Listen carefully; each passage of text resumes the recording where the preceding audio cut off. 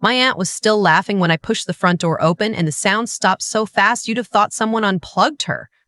I'd driven 13 hours from Toronto to the cottage I bought my parents, and I hadn't slept the night before.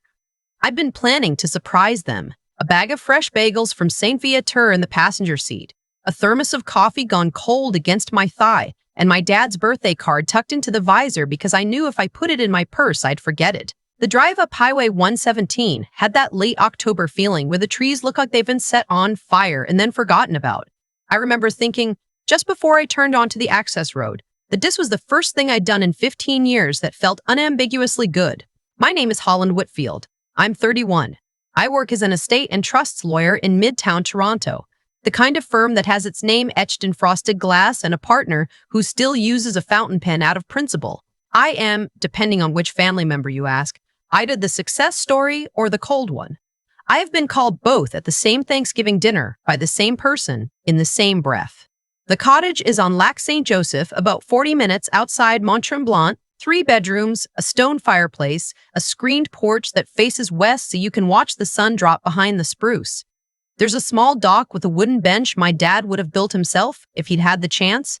The previous owner, an old woman who'd lost her husband in the spring, sold it to me for $622,000 because, she said, my eyes reminded her of her daughters. I don't know if that was true. I just know I wired the money the next morning before she could change her mind. I bought it for my dad's 70th birthday. He's a retired millwright from Sudbury who spent 43 years inside the noise of pulp mills, and my mom is a retired ER nurse who once stitched up her own hand because the emergency room was backed up and she didn't want to wait. They raised 3 kids on overlapping shifts and powdered milk, and the kind of patience you can only get by giving up on certain things. They never owned property. They rented the same townhouse in Sudbury for 31 years. I wanted them to have something that was theirs. That was the whole reason. There wasn't a second one. I'd flown them up the week before to do the walkthrough. My dad cried in the kitchen. He didn't make a sound. He just stood at the window with his hands hanging at his sides and these big, quiet tears coming down. And my mom had to lead him by the elbow out to the porch.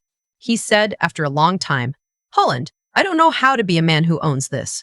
I told him he didn't have to know. I told him he'd figure it out the way he figured out everything else, which was by waking up. I gave them the keys. I drove back to Toronto. I had a contested estate hearing on the Tuesday and a client who kept calling me at midnight about a sibling who'd cleaned out her late mother's safety deposit box. And somewhere in the chaos of that week, I lost track of what I was supposed to be feeling. So when I finally had a free weekend, I decided to drive up unannounced. I wanted to see my parents in the place. I wanted to walk in and find my mom rearranging spice jars and my dad asleep in his recliner with a book on his chest. That is not what I found. I knew something was wrong before I opened the door. There were 4 extra vehicles in the driveway. A black Escalade with Ontario plates I didn't recognize. A red pickup with a dented tailgate. A minivan with one of those stick-figure families on the back window. And my aunt's Lexus, the one she'd bought after my uncle died and the life insurance came through, the one she drove to Tim Hortons every morning at 7:14 like a clock. My aunt is my mother's older sister. Her name is Marisol, dear sister. Her name is Marisol. She's the kind of woman who hugs you and then asks how much you make. She has been telling my mother since 1987 that my mother married down, and my mother has been smiling through it for 39 years because my grandmother made her promise on her deathbed that the sisters would stay close. My grandmother died in 1991. My mother has kept that promise the way Catholics keep certain commandments, which is to say with her teeth gritted and her eyes closed. I parked behind the Escalade. I sat in the driver's seat for a minute with my hands on the wheel. I could hear voices through the closed front door, which meant they were loud because the door is solid pine and the cottage is well insulated. I could hear my aunt's laugh, sharp and pleased, and a man's voice underneath it doing that performative scolding tone that men do when they want you to know they're in charge of something. I walked up the gravel path. I didn't ring the bell. It was my parents' house. I let myself in. The first thing I saw was my mother. She was standing in the kitchen with her back against the counter and her arms wrapped around her middle like she was holding something together. She'd been crying. Not the kind of crying you do at funerals, but the kind you do when you can't figure out how something happened to you.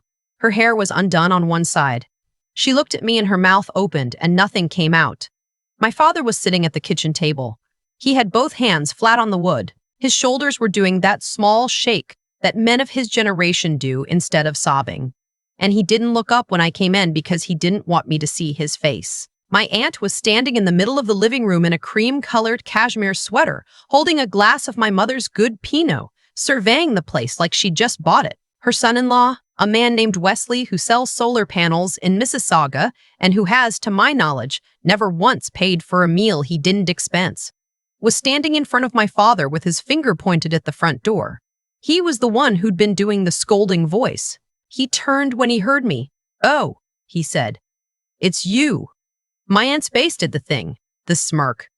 The same smirk she's been giving me since I was 8 years old and got into the gifted program, and she told my mother it was probably an administrative error. She lifted her wine glass an inch in my direction, a little toast, and said, "Holland, sweetheart, we were just sorting some things out." I closed the door behind me. I set the bag of bagels on the entry table. I did not take off my coat. "What's going on?" I said. I didn't say it like a question. Wesley stepped toward me. He's a big guy, 6'3", broad through the shoulders, the kind of man who's used to women getting out of his way in grocery aisles. He smiled at me the way he smiles at everyone, which is with his mouth and nothing else. "Holland, hey, look, there's been a bit of a misunderstanding about the property." "There's no misunderstanding," I said. "Your folks invited us up for the weekend, which was great. That was really generous, but they didn't invite you." He blinked. He glanced at my aunt. She did a tiny shrug, the kind that says, "Don't worry, I'll handle her." "Holland," my aunt said, "let's not do this in front of your parents. Let's go for a walk. There's some things you don't understand about how families work." And Aunt Marisol, I said, stood up. She actually flinched. I don't think anyone had told her to shut up since 1972. I walked past Wesley. I went to my father. I crouched down beside his chair and put my hand on his forearm and waited until he looked at me, which took a long time. When he finally did, his eyes were so red, I had to look away for a second. "Dad, what happened?" He tried twice before he could get the words out. "They came up Friday night. They said your mother had invited them. I thought maybe she had and forgot to tell me. We let them in. They brought their things. Saturday morning, your aunt told us." He stopped. He looked at my mother. My mother looked at the floor. "She told us this cottage was a family asset," my father said. "She told us you'd bought it as a gift to the whole family. That it wasn't fair for two old people to have a 5-bedroom on the lake when her grandchildren had nowhere to go in the summer. She said we should be ashamed for hoarding it." Wesley said. He looked at Wesley. Wesley said if we didn't agree to share it, he'd be talking to a lawyer about coercion. He said you must have manipulated us into accepting it because we're old and impressionable. I stood up. I felt that thing happen that happens to me maybe twice a year in court, where everything goes very quiet and very slow, and I can see the edges of every object in the room. I have learned to be careful when this happens. I have learned not to speak right away. "Wesley," I said, "where are your kids?" "Upstairs," he said. "Why?" "You moved them in. For the weekend." "Look, Holland, I know this looks. You unpacked. You're using the guest rooms. Both of them." He didn't answer. "You're using the master bedroom," I said. "Aren't you?" My aunt cut in. "Your parents agreed it would be more comfortable for them to take the smaller room downstairs. They don't need the stairs at their age. We were doing them a favor, Holland. You have no idea how you moved my 70-year-old father out of his bedroom," I said, "into a room that doesn't have a bathroom 3 days after he got here." "It's temporary," Wesley said, "just while we figure out a schedule." "A schedule?" "Yeah, like a rotation. So the cousins can have their summer weeks, and Marisol can have her time, and your folks obviously get—" "Stop talking." He stopped. I walked into the kitchen. I went to my mother. I didn't hug her because she had that look like if anyone touched her, she'd fall apart, and we didn't have time for that. I just stood next to her, close enough that our shoulders touched, and I said quietly, "Mom, did you sign anything?" She started to cry.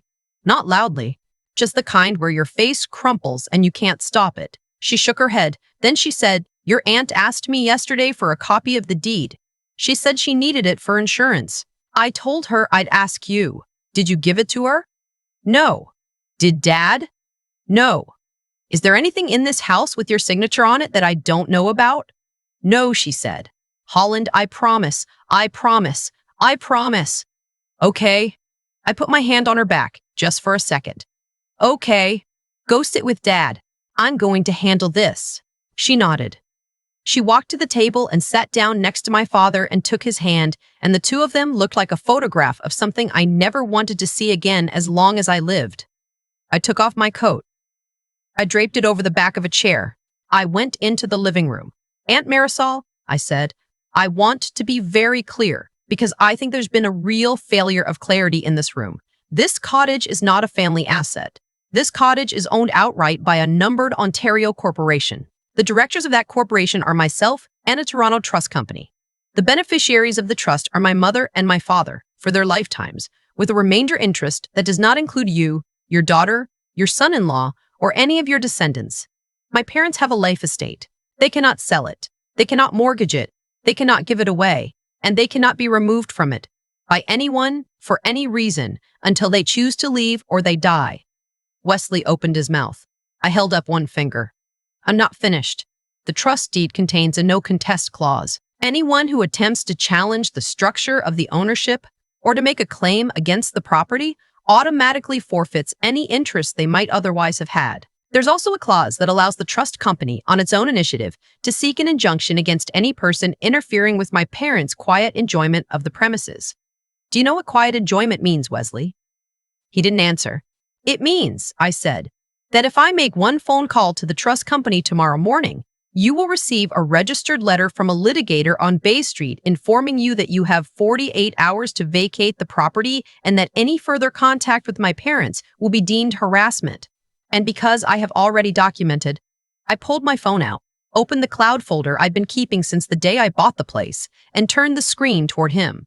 Every conversation in this family group chat for the past 6 months, including the one where you, Wesley, asked my aunt whether the old folks had figured out yet that you were planning to move in for the summers. I will have no difficulty whatsoever demonstrating to a judge that this was a coordinated attempt to take possession of a property to which you have no legal claim. He'd gone the color of skim milk. My aunt set her wine glass down on the side table. Her hand was shaking. I watched her try to put the smirk back on her face, and for the first time in my life, I saw her fail. Holland, she said, you don't have to be like this. We're family. Your mother and I, my mother, I said, is sitting in that kitchen because you spent 2 days telling her she was selfish for living in a house her daughter bought her. You told my 70-year-old father he should be ashamed. You moved your son-in-law into their bedroom. You drank my mother's wine. You did all of this on the assumption that I would not show up, and that even if I did, I would be too polite to make a scene. You miscalculated, Aunt Marisol. I am not polite, I am professional, and there's a difference, and you've never bothered to learn it. There was a long silence. From upstairs, I could hear a child laughing. One of Wesley's. The sound was somehow the worst part. My aunt said very quietly, "Your mother promised our mother." My mother, I said, kept that promise for 35 years. She is done. I am ending it today. I turned to Wesley. You have 2 hours to pack your family and leave. If you're still here at 4:30, I'm calling the OPP and asking them to remove you for trespassing. The fact that my parents initially allowed you in doesn't matter. They're the life tenants. They are now asking you to leave.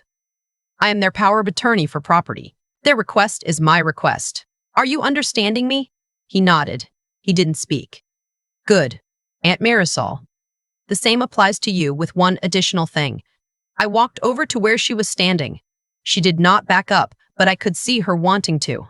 On Monday morning, I'm going to call my contact at the Canada Revenue Agency, not to make any kind of report, just to inquire, as a concerned niece, about the gift reporting requirements for the $40,000 you transferred to your daughter's mortgage account last fall, which you described in writing to my mother as a temporary loan from family money, by which I assume you meant the money my mother lent you in 2019 and which you have never repaid.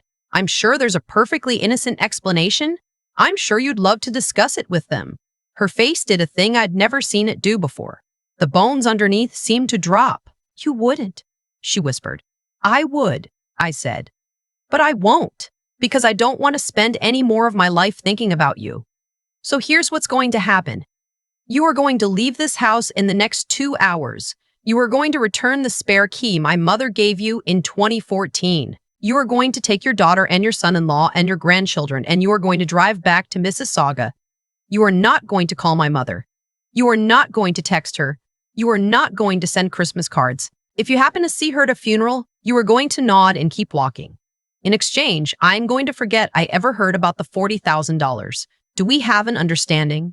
She looked at me for a long time. I could see her doing the math behind her eyes. She has always been good at math behind her eyes. She has always been good at math. "Yes," she said. "Say it properly. We have an understanding." "Thank you." I went back into the kitchen. My parents were exactly where I'd left them, holding hands across the table like a pair of teenagers at a diner. I sat down across from them. I took my dad's other hand. I waited. It was my mother who spoke first. She said, "Holland, how did you have all of that ready?" "I'm a lawyer, Mom. You set up a trust." "I set up the trust the week I bought the house. I told you about it. I gave you a copy. It's in the binder on the bookshelf in the den. I didn't read it. That's okay. I should have. Mom, it's okay." She started to cry again. Quieter this time.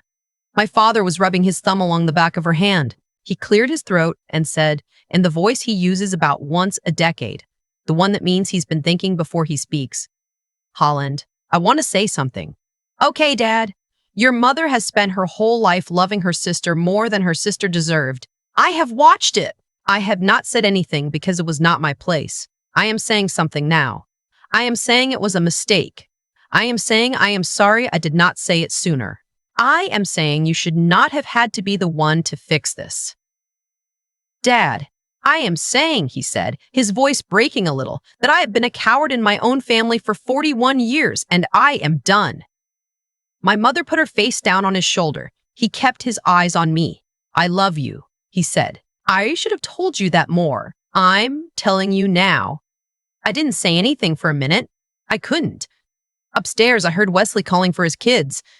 I heard suitcases being zipped. I heard my aunt's voice, low and fast, talking to her daughter, and I heard the daughter say, "But Mom." And I heard my aunt say, "We're leaving. Get your things." I went out to the porch. I sat on the bench my father will eventually fix up. The lake was very still. The trees on the far shore were doing the thing they do in late October, where they look like someone spilled paint across the horizon and then walked away. A loon was somewhere out past the island. I could hear it, but I couldn't see it. I stayed out there until I heard the cars start. 3 engines. The Escalade, the pickup, the minivan, the Lexus. They pulled out one after the other, and I didn't turn around to watch them go. My mother came out and sat next to me. She had a quilt around her shoulders. She didn't say anything for a long time. Then she said, "I think I knew. About the 40,000. I think I always knew." "I think so too, Mom." I didn't want to. "I know. Holland. Will she be okay?" "Marisol. She'll be fine. She has more money than she's ever admitted to you. She'll be at her daughter's house in Mississauga by 10. She'll tell everyone I'm cruel and unmarried and don't understand family. By Christmas, she'll have a new project." "That's true," my mother said. "That's exactly what she'll do." She looked at me sideways. "You really would have called the CRA?" "Yes." "You really had all of that documented?" "Yes." "How long?" "Since the day Wesley sent the message in the group chat asking if you'd figured it out yet." "That was in May." "I know." She was quiet for a while. Then she said, "I owe you an apology I don't know how to make." "You don't owe me an apology, Mom." "Yes, I do. For all of it. For 31 years of asking you to be the adult in a room I was supposed to be running. I am sorry, Holland." I took her hand. It was the same hand that had stitched itself up in 1994. It was smaller than I remembered. "It's okay, Mom." "It's not." "No, it's not." No, it's not." "But it can be." We sat there until the sun went down. My father came out at some point with 3 mugs of tea and a flannel for my mother's legs. We didn't talk much. We watched the lake go dark.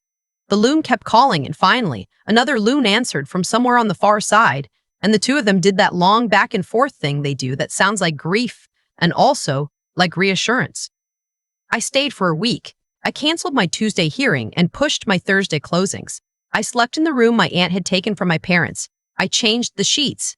I changed the locks the next morning, both doors, and gave my parents the new keys and kept 1 copy in my safe in Toronto. I bought a doorbell camera and showed my dad how to check it from his phone. I called the trust company on the Monday and put a flag on the file. No contact from anyone other than the three of us, ever, regarding this property, on pain of immediate legal response. I drove home the following Sunday. My mother packed me a bag of leftovers and 3 blueberry muffins from the bakery in Saint-Sever. My dad walked me to the car. He stood in the driveway with his hands in his pockets and said, "Holland, yeah, Dad, you did a hard thing. I want you to know I see it." "Okay, Dad, I love you. I love you too." He hugged me. He's not a hugger. He held on a long time. I drove south on the 117 with the leftovers on the passenger seat and the sun in my mirror, and I cried for about an hour somewhere around North Bay. The quiet kind. The kind that doesn't really feel like sadness. Just the kind where your body finally lets go of something it had been holding for longer than you realized. I think about that week a lot. I think about Wesley's face when I named the trust company. I think about my aunt's hand shaking on the wine glass. But mostly I think about my father in the kitchen, with his hands flat on the table, doing that small shake. I think about how long he must have been doing that, and how many times I didn't see it. People ask me sometimes, when I tell this story to friends, whether I feel bad about what I did to my aunt. They ask in that careful way people ask when they want you to say yes. They want a story about forgiveness. They want me to say I learned something about grace. I learned something. I don't know if it was about grace. What I learned is that the people who tell you family is everything are almost always the people who plan to charge you for it. What I learned is that love without a deed and a trust and a no contest clause is just a promise. And promises in my family have an expiry date that nobody bothered to print on the package. What I learned is that I would rather be the cold one at the Thanksgiving table than the kind one at my father's funeral, wondering why he never owned anything. My parents are still at the cottage. They have a routine now. Coffee on the porch at 7. A walk around the lake at 9. My mother has started a herb garden in a little raised bed. My father built her out of cedar boards. They have a neighbor, an older man named Russell, who lost his wife last winter, and the three of them have dinner together every Wednesday. He brings the wine. My father brings the bread. My mother brings the conversation. It is a small life, and it is theirs, and it cannot be taken from them. I don't go up as often as I'd like. The drive is long, and the firm is busy. But I went up 2 weekends ago, just for a night, and I sat on the porch with my dad after my mother had gone to bed. He had a glass of something amber, and I had tea. The lake was loud with frogs. He said, after a while, "Holland, I want to ask you a question, and I want you to answer me honestly. Okay, did you know they were going to try something? When you bought the place, is that why you set it up the way you did?" I thought about it for a minute. I thought about lying to make him feel better.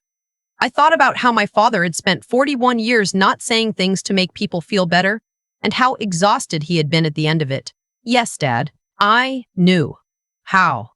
Because I'm the one in this family who's been watching. He nodded. He took a sip of his drink. He said, "I'm sorry you had to be." "I'm not, Dad. I'm not sorry. I'm glad it was me. I would do it again tomorrow."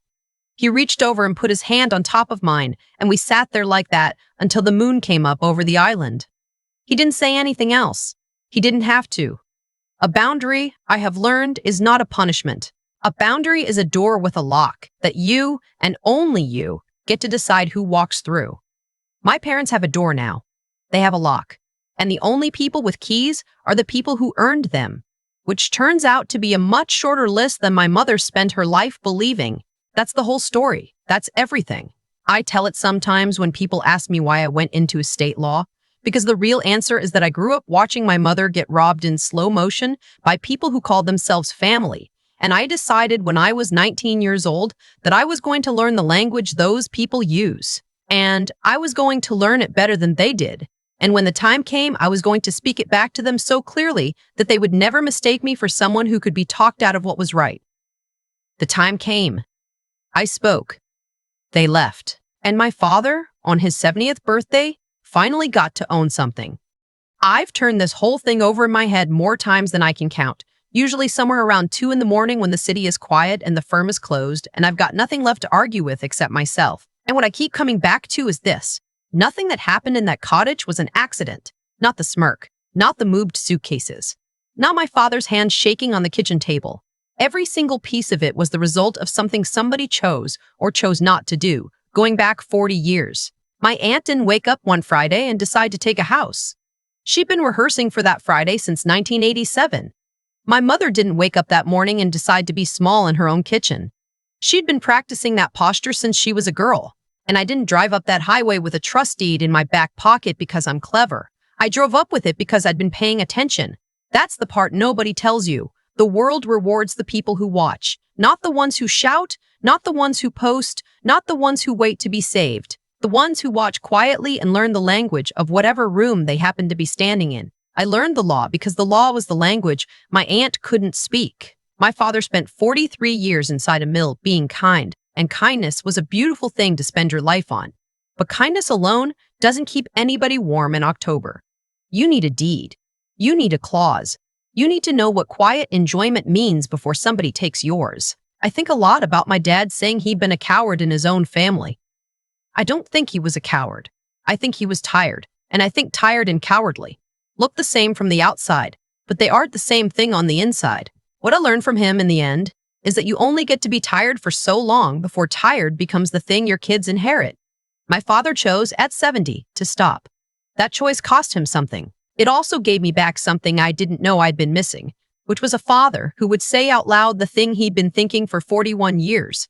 That's not a small gift. That might be the biggest one I got out of any of this, and I'm the one who bought the cottage. So if you're sitting somewhere right now and there's a Marisol in your life, or a Wesley, or a sister, or a brother, or a cousin who has decided that your generosity is a buffet they were invited to, I want you to know that you're allowed to lock the door.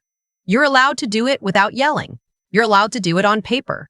Boundaries aren't cruelty. They aren't even revenge. They're just the difference between the people you love and the people who've learned to use the word love against you. Learn the difference. Write it down. Sign it. And then, when the time comes, and it always comes, speak it back to them so clearly that they don't mistake you for somebody else's mother.